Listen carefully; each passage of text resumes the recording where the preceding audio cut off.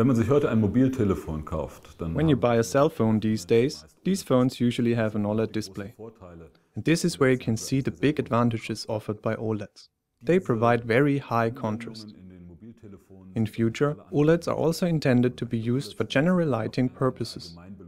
OLEDs are among the extremely few light sources that we know that are truly wide area light sources. die wirklich flächige Lichtquellen sind. Ansonsten gilt für die OLEDs, OLEDs offer the whole range of advantages that also apply to organic solar cells. This means they provide mechanical flexibility. They allow us free choice of color. We can engineer them to be transparent, and I hope that ultimately we will even be able to print them.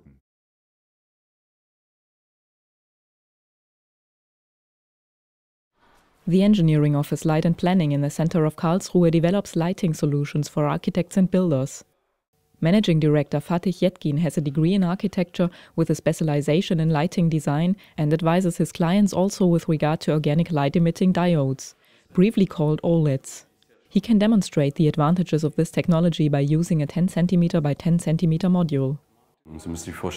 You have to imagine that an OLED is just a few millimeters thick, so that when you put it underneath a store shelf, you will achieve a perfect product presentation, because it produces essentially shadow-free lighting. You get an even, large space illumination that is very smoothly distributed over a wide area. And this is actually the big advantage of OLEDs. We haven't actually had the opportunity yet to use OLEDs, due to the price-performance ratio.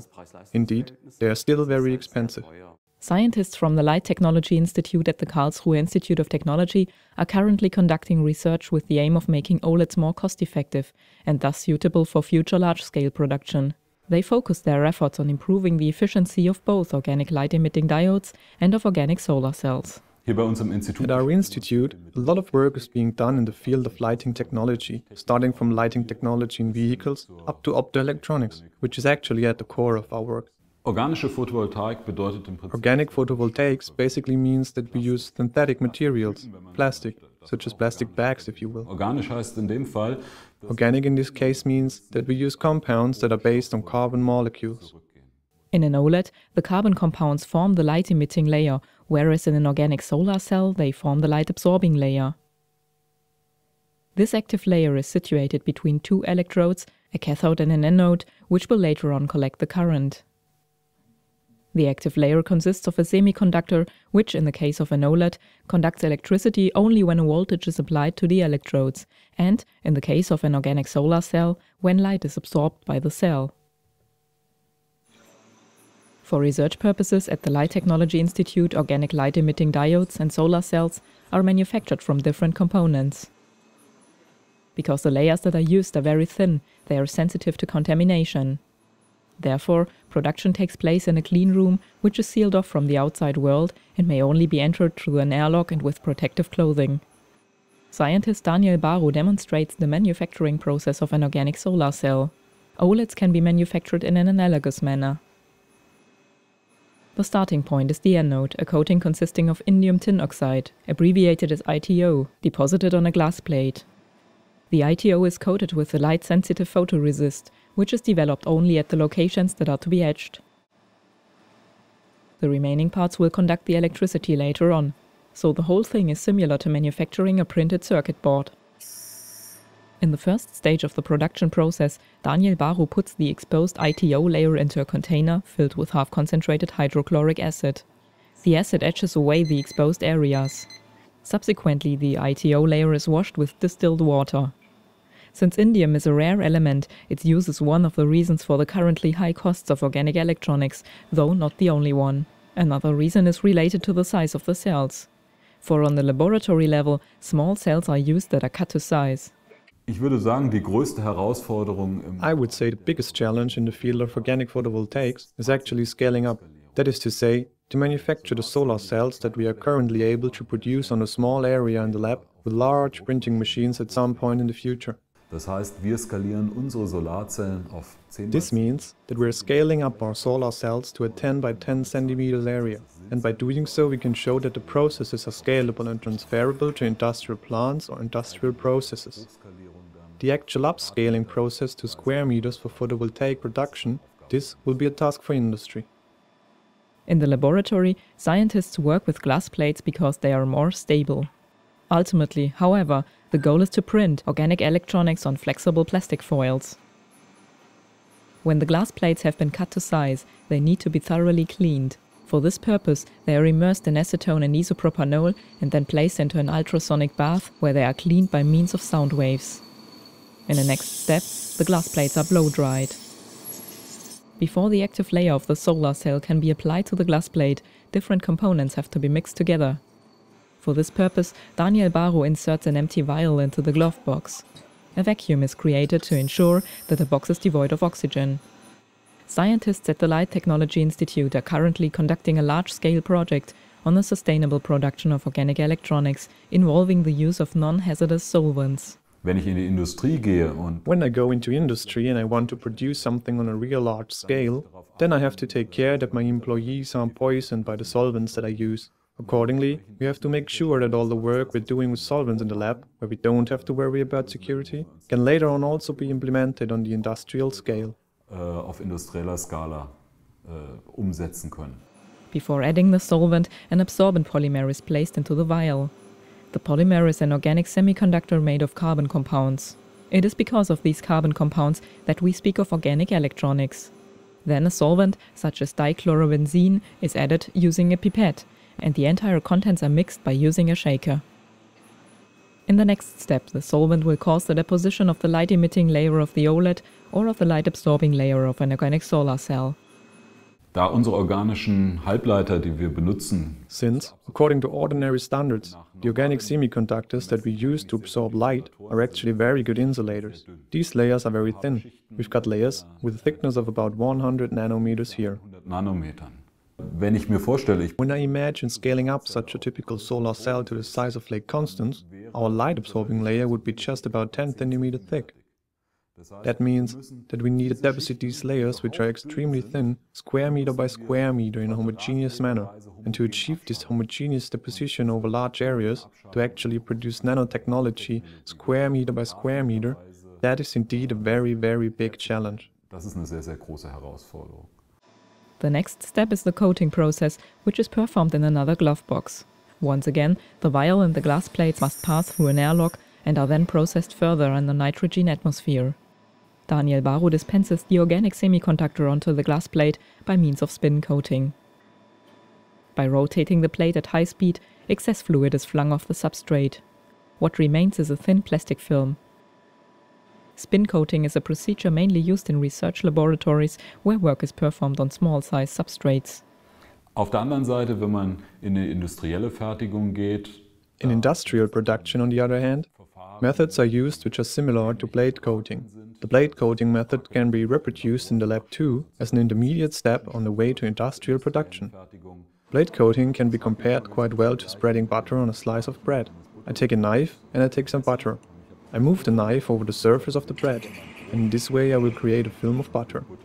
If I want to scale up this process, however, that is to say if I want to manufacture large solar cells, this won't work anymore, because at some point the butter on my knife will have been used up, and then you will have to proceed to the slot die coating technique, where you've got a slot in your knife which allows you to refill the butter, so that you can spread the butter continuously over very long distances.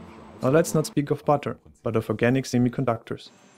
Now that the anode and the active layer have been applied to the glass plate, what's still lacking is the second electrode, the cathode. The cathode consists of a metal.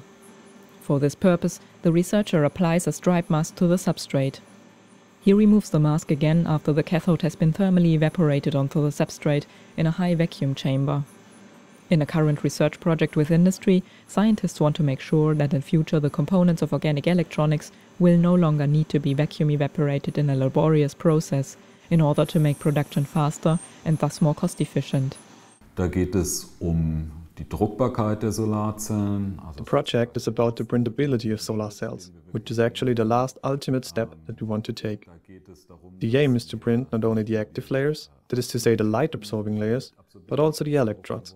And as a matter of fact, we also want to try to engineer the organic solar cells to be semi-transparent, so that they can be integrated into windows. Until we get this far, however, there are some more challenges to overcome. Because the larger the modules, the bigger are the energy losses caused in the electrodes. One solution to this problem is provided by laser structuring. With this method, each individual layer of the solar cell or the light-emitting diode is cut by a laser before the next layer is applied. In this way, a large number of small cells are produced. In the cutting area, the individual cells are connected to each other by the electrodes and switched in series. By switching them in series, subsequent energy losses will be minimized, because the current will decrease while the power remains consistently high. The laser is computer-controlled and the laser beam is directed via mirrors towards the experimental setup. At the cutting point, the substrate is placed under a lens which focuses the laser beam. To verify the efficiency of an organic solar cell, it can be checked by using a solar simulator and by means of quantum efficiency measurements. The quantum efficiency is the ratio between the absorbed photons and the electrons that provide the electricity yield, depending on different wavelengths of light. The measurement begins with the short wavelengths of ultraviolet light, continues with a spectrum of visible light, ranging from purple to blue, green and yellow to red, and ends with long wavelength infrared region. Another possibility of locating defects in both solar cells and light-emitting diodes is to examine it under an atomic force microscope in the characterization lab. Here, the organic semiconductor is again inserted through an airlock into a glove box. After it has been put under a laser, scientist Stefan Reich first has to install the probe tip into a holder and to align the laser.